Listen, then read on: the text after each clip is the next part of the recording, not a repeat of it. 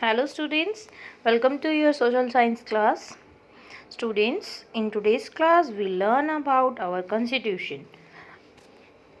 आज हम अपनी सोशल साइंस की क्लास में अपने संविधान के बारे में पढ़ेंगे। जो हमारा कॉन्स्टिट्यूशन ऑफ इंडिया है, भारत का संविधान, उसमें क्या क्या रूल्स हैं, बेसिकली वो सारी चीज़ें हम पढ़ेंगे स्टूडेंट। तो बहुत इम्पॉर्टेंट है आज ये चैप्टर, बिकॉज़ आप जिस कंट्री में रहते हो, अगर आपको उसकी कॉन्स्टिट्यूशन के बारे में ही नहीं पता होगा तो फिर तो क्या पता होगा, है ना। तो बहुत अच्छे से समझना है। तो स्टूडेंट, ये आप देख सकते हो पिक्चर में, कॉन्स्टिट्यूशन ऑफ इंडिया है, ये हमारी कॉन्स्टिट्यूशन की पूरी बुक है। We have a written constitution. हमारा कॉन्स्टिट्यूशन कैसा है? रिटन है। ओरल कॉन्स्टिट्यूशन भी होता है, पता है आपको। जैसे ये तो रिटन में है सारे रूल इसमें, बट किसी किसी कंट्रीज़ में ओरल कॉन्स्टिट्यूशन होता है, जैसे ऑडियो में रिकॉर्डेड, लाइक इंग्लैंड का जो कॉन्स्टिट्यूशन है वो ओरल कॉन्स्टिट्यूशन है। Okay student, this is our chapter number 2 from civics. हमारे सिविक्स का चैप्टर नंबर 2 है बेटा ये, and the chapter name is vision set up by our constitution. इसका मतलब है, एक तरीके से विज़न का मतलब तो नज़र होता है, दृष्टि होता है, बट चैप्टर का मतलब है कि कॉन्स्टिट्यूशन ने क्या रूल सेटअप किए हुए हैं वो हम देखेंगे एक नज़र में, मतलब हम समझने की कोशिश करेंगे। सो लर्निंग आउटकम्स क्या हैं? Preamble of our constitution, ideals transformed into law, fundamental rights पढ़ने हैं हमें इस चैप्टर में, principle of state policy, fundamental duties और चाइल्ड लेबर के बारे में पढ़ना है। तो student, you all know that in India we have following democratic system of government, है ना। भारत के अंदर कौन सी सरकार चल रही है? मतलब जो लोकतांत्रिक सरकार चल रही है। डेमोक्रेटिक गवर्नमेंट में क्या होता है? People choose there leaders through their voting right. अपने वोट का यूज़ करके अपने लीडर को चुनते भी हैं, चेंज भी कर लेते हैं अगर अच्छा नहीं लगता तो बेसिकली स्टूडेंट, जहाँ भी डेमोक्रेसी वाला सिस्टम होगा वहाँ पे कॉन्स्टिट्यूशन होना मस्ट है, ठीक है। बहुत मतलब संविधान होगा ही होगा। जहाँ भी डेमोक्रेसी फॉलो की जाएगी वहाँ कॉन्स्टिट्यूशन होगा ही होगा। बट ज़रूरी नहीं है कि किसी कंट्री में अगर कॉन्स्टिट्यूशन है तो वहाँ डेमोक्रेसी वाला ही सिस्टम हो। बट हाँ, ये ज़रूरी है कि if any country following democracy, then वो उस कंट्री में ऑल्सो फॉलोइंग अ कॉन्स्टिट्यूशन, तो उसे कॉन्स्टिट्यूशन भी फॉलो करना पड़ेगा। सो कॉन्स्टिट्यूशन का हम इंट्रोडक्शन पढ़ लेते हैं student. We all read books, हमने काफ़ी सारी बुक्स पढ़ी हैं। All them start with an introduction और अ प्रेफेस, जो शुरुआत में हमें बताएं क्या होता है क्या नहीं होता। तो कॉन्स्टिट्यूशन बेसिकली क्या है? Constitution is like a detail book. Constitution एक बुक ही तो है ना, जो कि हमें बताती है कि इस कंट्री में जो गवर्नमेंट है उसे कैसे वर्क करना है, पावर किसके पास रहेगी ज़्यादा, किसके पास कम, सिटीजन्स को क्या राइट्स रहेंगे, what are the rights of citizens, what are the duties of citizens, है ना। तो सारे रूल रेगुलेशन लिखे रहते हैं, तो वही है। और उसमें एक वर्ड है preamble. Preamble is it's preface. Preamble जो है वो कॉन्स्टिट्यूशन का प्रीफेस का मतलब पहले ही उसका एक हमें झलक दिखा देता है। जैसे अगर हम कोई मूवी देखते हैं तो उससे पहले हम ट्रेलर देखते हैं ना, तो हमें समझ में आता है कि हाँ ये इंटरेस्टिंग लग रहा है या इसमें ये है। वैसे ही प्रेम्बल जो है, आप उसको कॉन्स्टिट्यूशन की एक झलक मान सकते हो। मतलब preamble is the introduction of our constitution. Preamble जो है, प्रेम्बल का मतलब है प्रस्तावना। प्रेम्बल हमें बताता है कि कॉन्स्टिट्यूशन में क्या क्या ऐड है, हमारे कॉन्स्टिट्यूशन में क्या क्या चीज़ें शामिल है। बेसिकली आप बुक का फ्रंट पेज खोलते हो तो आपको इंट्रोडक्शन में चैप्टर्स के नेम मिलते हैं ना, फिर चैप्टर्स तो अंदर बुक के होते हैं, तो वैसे ही। तो preamble is the introduction, introductory statement, introduction होता है जो हमें बताता है कि कॉन्स्टिट्यूशन में क्या एम्स हैं, क्या ऑब्जेक्टिव्स हैं, यानी हमारे संविधान का क्या लक्ष्य है, क्या इसके उद्देश्य हैं। The preamble affirms the determination to secure liberty of thought. Liberty मतलब होता है freedom। तो preamble ही हमें बताता है कि लोगों को हाँ, अपने सोचने का, बोलने का, एक्सप्रेस करने का, यकीन रखने का, वर्शिप पूजा करने की, इन सब की क्या होती है, लिबर्टी होती है, आज़ादी होती है। मतलब कोई भी अपनी मर्ज़ी से किसी भी कैसी भी वर्शिप कर सकता है, कोई भी बात बोल सकता है, सोच सकता है। Equality of status and opportunities, यानी कोई अगर रिच है कोई पुअर है, बट सबको एक जैसा ही समझा जाएगा, सबको एक जैसे मौके दिए जाएंगे। And to promote a feeling of fraternity. Fraternity का मतलब होता है बेटा ब्रदरहुड, और जो प्रेम्बल है वो साफ साफ ये डिक्लेयर करता है कि हमारा जो कॉन्स्टिट्यूशन है वो फ्रेटर्निटी मतलब भाईचारे को, ब्रदरहुड को फॉलो करेगा। लोग आपस में मिल के रहें, एक दूसरे के अगेंस्ट ना जाएं। मतलब एक दूसरे की मतलब देखो बहुत सारे डिफरेंसेस हैं, क्योंकि इंडिया एक बहुत बड़ी कंट्री है। There are so huge diversities found, है ना, अलग अलग culture, different religion, culture, caste. तो बेसिकली लोग एक दूसरे के कल्चर को, रिलीजन को डिसरिस्पेक्ट ना करें, रिस्पेक्ट करें, उनकी डिग्निटी बनाए रखें और एक यूनिटी बन के नेशन के अंदर रहें। तो यहाँ बोलता है ना कि यूनिटी इन डाइवर्सिटी है हमारी कंट्री, इतनी सारी विभिन्नताएं होते हुए भी एक है। तो ये जो ब्लू कलर का दिया हुआ है बॉक्स, ये ही हमारा प्रेम्बल है, यानी जो हमारा कॉन्स्टिट्यूशन का फर्स्ट पेज है, प्रेम्बल इंट्रोडक्शन ऑफ कॉन्स्टिट्यूशन, वो है। मैं आपको एक बिग पिक्चर में दिखाती हूँ ये चीज़। So here is the preamble of our constitution student. बिल्कुल क्लियर, इसमें आपको समझ में आ रहा होगा। प्रेम्बल का मतलब क्या बताया मैंने आपको, इंट्रोडक्शन ऑफ कॉन्स्टिट्यूशन। तो आप देख सकते हो इसमें पहले ही पेज पे लिखा हुआ है, we the people of India, हम सब भारत के नागरिक, having solemnly resolved to constitute India into a sovereign, मतलब हम सब इस बात को मानते हैं और हमने भारत को बनाया है एक सॉवरेन। सोवरिजन का मतलब होता है बेटा कि राज किसका चलेगा, प्रभु सत्ता। ठीक है, सम्राट कौन होगा, राज कैसा चलेगा। सोशलिस्ट समाजवादी हमारा रहेगा, समाज जो है सबके लिए एक जैसा रहेगा। सेकुलर, सेकुलर का मतलब होता है कि किसी भी रिलीजन को ना फेवर करना, ना किसी के अगेंस्ट, यानी निरपेक्ष, धर्म निरपेक्ष रहेगा हमारी कंट्री। अभी देखो इंडिया का कोई ऑफिशियल रिलीजन है कि हिंदू है या मुस्लिम, इस्लाम है, क्रिश्चियन है, नहीं है ना।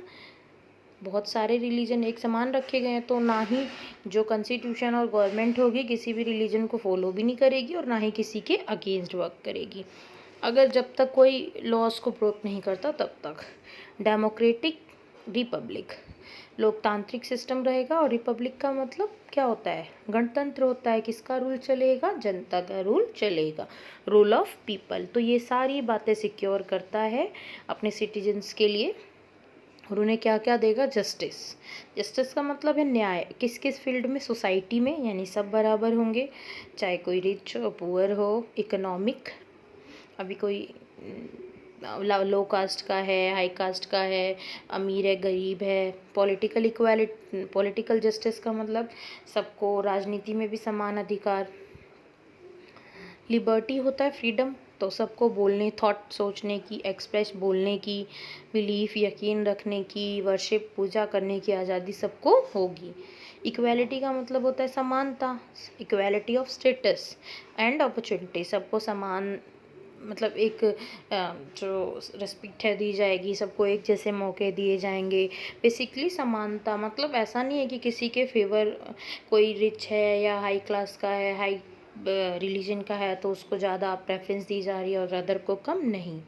फ्रेटर्निटी का मतलब ये कुछ इसके पिलर्स हैं जो आपको याद रखने हैं कि जस्टिस है, तो जस्टिस में social, economic, political justice, liberty, thought expression, believe, worship, equality, status and opportunity की। फ्रेटर्निटी भाईचारा, कि सब एक दूसरे की जो डाइवर्सिटी है उसकी रिस्पेक्ट करेंगे, डिग्निटी, गरिमा, गौरव बना के रखेंगे और यूनिटी इन द नेशन बनाए रखेंगे, यानी भारत में एकता बनाए रखेंगे। सो ये कुछ इसके मेन पॉइंट हैं।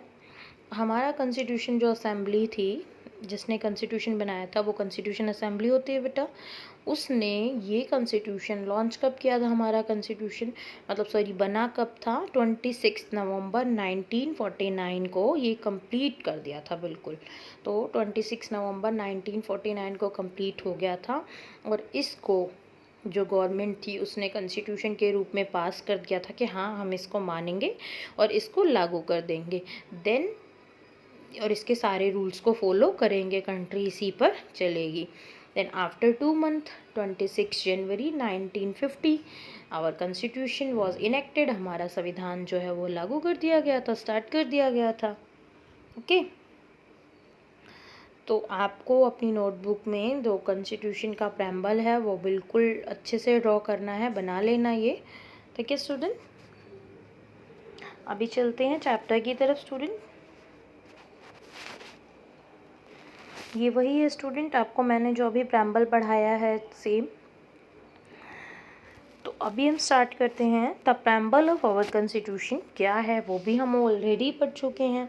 कॉन्स्टिट्यूशन के अंदर जो प्रेम्बल है, our constitution state that India is a sovereign socialist secular democratic republic. ये जो मेन पिलर्स हैं याद रखने आपको कि भारत का जो संविधान है उसका जो इंट्रोडक्शन है, प्रस्तावना, वो साफ साफ कहता है कि जो भारत है एक प्रभुसत्ता, समाजवादी, धर्मनिरपेक्ष, लोकतांत्रिक और गणतंत्र देश रहेगा। ये चीज़ें इसमें फॉलो की जाएंगी। तो सबसे पहला हमारा पॉइंट क्या है, सोवरेन। सोवरेन का क्या मतलब है, एब्सोल्यूट इंडिपेंडेंस, यानी भारत के अंदर पूरी तरीके से स्वतंत्रता, आज़ादी रहेगी। Government which is not controlled by any other power, government को कोई भी कंट्रोल नहीं कर सकता। इंटरनल और एक्सटर्नल, इंटरनल जैसे अभी देखो पहले क्या था, किंग हमारा मोनार्की सिस्टम में क्या था कि लोग ब्रिटिश जो थे आउटसाइडर वो आए और यहाँ पे उन्होंने कंट्रोल कर लिया और गवर्नमेंट बना ली खुद की। लेकिन अभी ऐसा बिल्कुल नहीं है, कोई भी बाहर से आके, इंटरनल अंदर से भी और बाहर से आके कोई भी कंट्रोल नहीं कर सकता। भारत बिल्कुल पूरी तरीके से आज़ाद है, उसी का राज, भारत का ही राज और उसी के लीडर्स का यहाँ पे राज चलेगा। इसका मतलब ये है कि people will in the theory of sovereign, लोगों की ही मर्जी चलेगी। देखो लोग जिसे चुनेंगे वही काम करेगा। तो इस तरीके से सोवरेन का मतलब एब्सोल्यूट इंडिपेंडेंस, यानी कोई भी भारत को आके अपना गुलाम नहीं बना सकता, उसमें अपने रूल नहीं चला सकता। जो हमारा रूल है, हमारे कॉन्स्टिट्यूशन का रूल है, उसी को हम फॉलो करेंगे। सेकेंड पॉइंट क्या है, सोशलिस्ट। सोशलिस्ट का मतलब क्या है, सोशल क्या है, समाजवादी। तो बेसिकली सोशलिज्म का मतलब यहाँ पे है कि जो इकोनॉमिक और सोशल इक्वालिटी रहेगी। इकोनॉमिक का मतलब होता है बेटा आर्थिक, लाइक मनी से रिलेट करता है, अर्थव्यवस्था कैसी है। तो सोशल इक्वालिटी और इकोनॉमिक इक्वालिटी रहेगी। समाज में कोई किसी भी कास्ट का हो, किसी भी रिलीजन का हो, मैटर नहीं करेगा, रिच हो पुअर हो, सबको एक समान देखा जाएगा। ठीक है, जो स्टेट है वो सभी के लिए काम करेगा, कोशिश करेगा कि लोगों का ज़्यादा से ज़्यादा भला कर सके और वो जो बेकार की चीज़ें हैं उन्हें दूर करने की कोशिश करेगा जनता के भले के लिए। इनइक्वालिटीज़, असमानता किसी भी तरीके की नहीं रहेगी। ठीक है, मतलब इक्वल, समान काम के लिए सबको एक जैसा पे किया जाएगा। लाइक जैसे एक सेम वर्क एक मेल कर रही है और एक फीमेल कर रही है, तो पहले ऐसा होता था मेल को ज़्यादा पे किया जाता था, फीमेल को कम, बट अभी ऐसा नहीं है। Equal pay for equal work, समान काम के लिए समान मजदूरी दी। वेजेस का मतलब होता है जो मजदूरी है वो सेम दी जाएगी। तो सॉवरेन हो गया, सोशलिस्ट हो गया। थर्ड हमारा क्या है बेटा, थर्ड हमारा है सेकुलर। सेकुलर का मतलब मैंने आपको बताया था कि धर्मनिरपेक्ष होता है। अभी देखो हमारी कंट्री में there are so many religions, कई सारे रिलीजन हैं। हिंदूज़्म है, इस्लाम, क्रिश्चियनिटी, बुद्धिज़्म, जैनिज़्म। अभी सपोज़ हम डिक्लेयर कर दें कि इंडिया में 70% हिंदूज़ हैं, तो बेसिकली हम इसका ऑफिशियल रिलीजन डिक्लेयर कर रहे हैं हिंदूज़्म। तो फिर जो और रिलीजन वाले हमारी कंट्री में लोग हैं, इस्लाम के, बुद्धिज़्म, जैनिज़्म, उनको कैसा लगेगा, अच्छा लगेगा? नहीं लगेगा ना। तो इसीलिए क्यों, देखो बहुत सारी कंट्री ने एक रिलीजन को उसका ऑफिशियल रिलीजन डिक्लेयर किया है कि जो भी लोग होंगे उन्हें वही रिलीजन फॉलो करना पड़ेगा। बट हमारी कंट्री में ये चीज़ पॉसिबल नहीं है, because there are so many types of religion in our country and people following different different religion.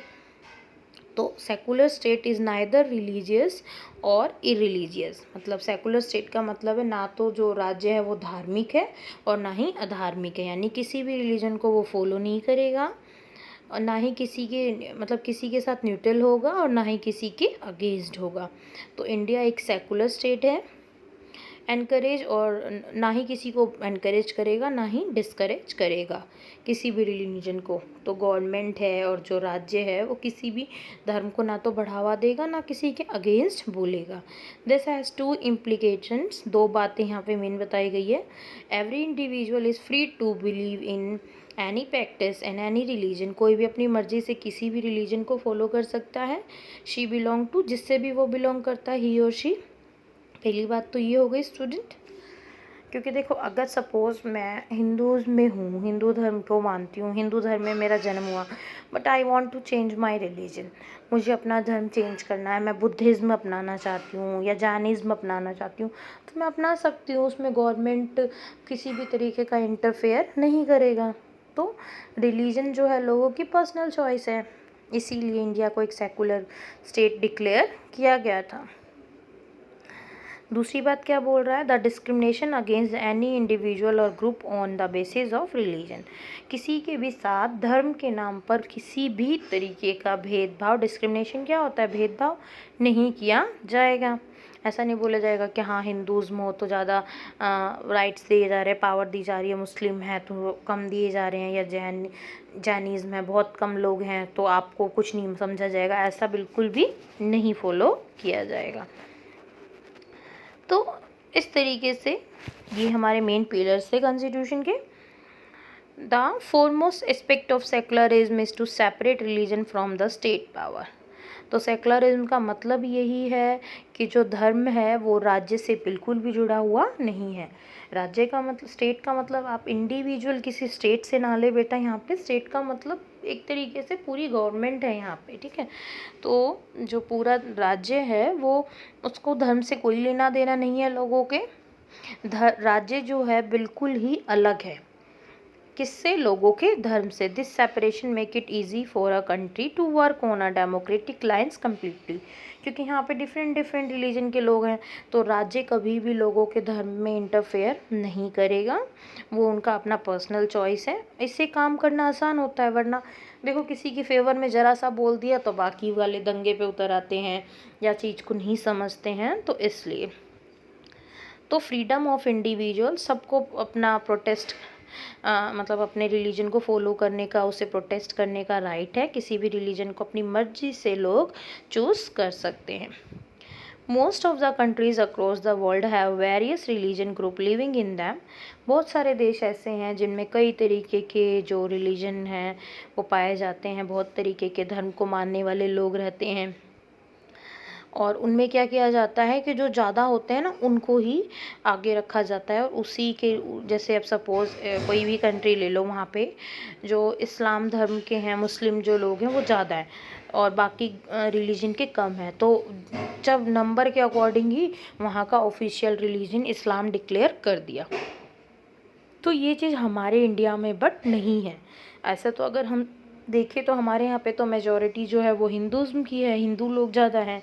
लेकिन क्या हमारा कंट्री ने किसी भी ऑफिशियल रिलीजन को डिक्लेयर किया है कि भारत का ये राजनीतिक धर्म है और सब इसी को ही फॉलो करेंगे? नहीं ना।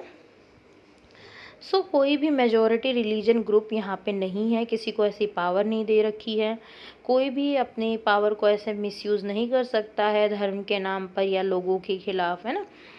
तो इसका रिज़ल्ट अगर ऐसा होगा तो भेदभाव बढ़ेगा, पीस जो है वो, शांति नहीं रहेगी, लोग लड़ने लगेंगे अगर किसी एक को फेवर कर दिया जाएगा। तो इस तरीके से ये देश की लिए अच्छा नहीं होगा। तो जो माइनॉरिटी रिलीजन वाले लोग हैं, माइनॉरिटी का मतलब होता है जो कम संख्या वाले हैं, जैसे अभी देखो इस्लाम धर्म वाले हैं, Buddhism, Jainism, these are the minority group of in India. तो ये कम संख्या वाले लोग हैं भारत के अंदर, जो कि हिंदूज़्म के कंपैरिजन में कम है, लेकिन इनको भी सेम वैसा ही राइट्स दिए गए हैं जो मेजॉरिटी ग्रुप को दिए गए हैं। तो इनके लिए भी सेम वही रूल रेगुलेशन है जो दूसरों के लिए है, यानी state does not interfere in the religion of people. लोगों के धर्म में स्टेट कभी भी इंटरफेयर नहीं करेगा, सेफ गार्ड बन के वो उनको प्रोटेक्ट करेगा। तो लोगों की इंडिविजुअल चॉइस है रिलीजन को लेके, अपनी मर्जी से किसी भी रिलीजन को वो फॉलो कर सकते हैं। To strengthen and assert its secular nature. अभी देखो, मैंने आपको एक चीज़ क्लियरली बताई कि जो राज्य है वो कभी भी धर्म में इंटरफेयर नहीं करेगा। हमारी जो कंट्री है, India is a secular state, यानी भारत एक धर्मनिरपेक्ष राज्य है। ना तो किसी रिलीजन को वो एनकरेज करेगा और ना ही डिस्करेज करेगा। तो इंडियन कॉन्स्टिट्यूशन ने इस चीज़ के लिए बट कुछ पॉलिसीज़ अपनाई हैं, स्ट्रैटेजीज़ अपनाई हैं। क्या क्या मेन पॉइंट बता रहा है सेकुलर मतलब धर्मनिरपेक्ष को फॉलो करने के लिए? The Indian state should not promote any single religion and treat all religion equal. ये ऑलरेडी हम रीड कर चुके हैं कि भारत जो है वो सभी धर्मों को एक समान देखेगा, किसी को ना तो प्रमोट करेगा और सबको रिलीजन के बेस पे इक्वल ही देखेगा। ऐसा नहीं है कोई किसी रिलीजन से है उसको अलग नज़र से देख रही है गवर्नमेंट या लॉ और दूसरे को अलग नज़र से। Indian state should also follow a policy of non-intervention of and respect all religion sentiment without interfering with any of the religious practices। Bharat का जो राज्य है वो उसकी कोई भी ऐसी नीति फॉलो नहीं करेगा जो लोगों के धर्म को या उनके रिस्पेक्ट के अगेंस्ट काम करे, मतलब उनके रिलीजियस मैटर में इंटरफेयर नहीं करेगा।